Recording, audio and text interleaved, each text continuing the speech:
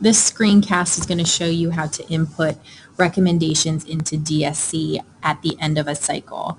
We are going to move away from using the Google Doc, and then we're going to be putting all our information into DSC so that we can look at it as we go through our RTI cycle change meetings. So you're going to log in first. You're going to click on iTracker. From iTracker, what you're going to go to is you're going to go to the student section, and you want to view your intervention groups. You may just have one group located here. If you have multiple groups, you're going to see more than one listing. So then what you're going to do is there is a column for recommendations. You are going to click on the recommendations. And then what's going to happen is that you're going to see when you meet, as well as the students that are in your group. And if you notice, there's a column that says add, so that's what we're going to do. You're going to click on add.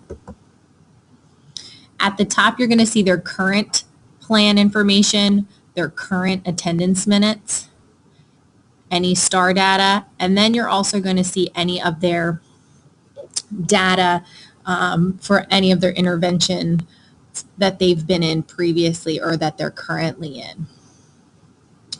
At the bottom, you're going to see the plan recommendation.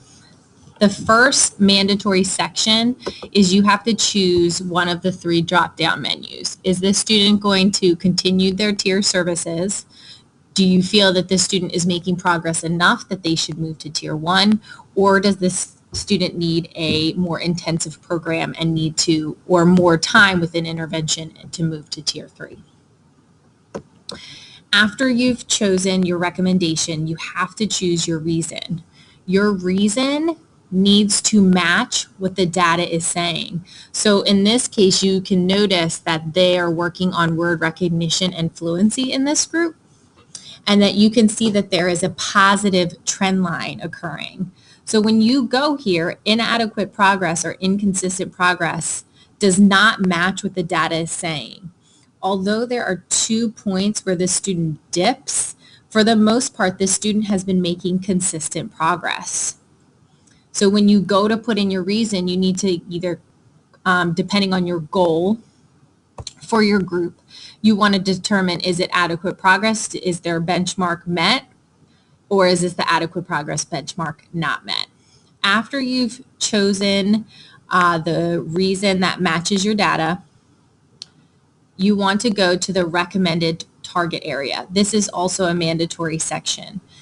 In this case, do you want this student to continue with phonics and decoding?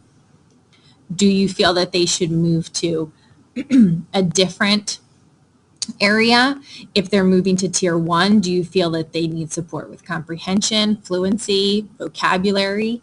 So in this section, you're just going to choose which target area. If you notice in the recommended intervention tool, this is not a mandatory section. This is because if you are moving a student to tier 1, you may be having them work on doing some type of Genius Hour activity. You may be working on some different activities within your group on maybe writing sentences or reading books and working on some comprehension question. You may be doing a book study. It all depends on your grade level. So you do not have to fill in this area if you are saying the student needs tier 1 services. The final thing is there is a box for comments at the bottom. In this box, this is going to be similar to what you've been writing or typing in the Google Doc. You can't just put that the student is not doing well in the intervention. It can't be that the student is doing great. You have to have the data that supports your reasoning. So this is where you're going to input your data.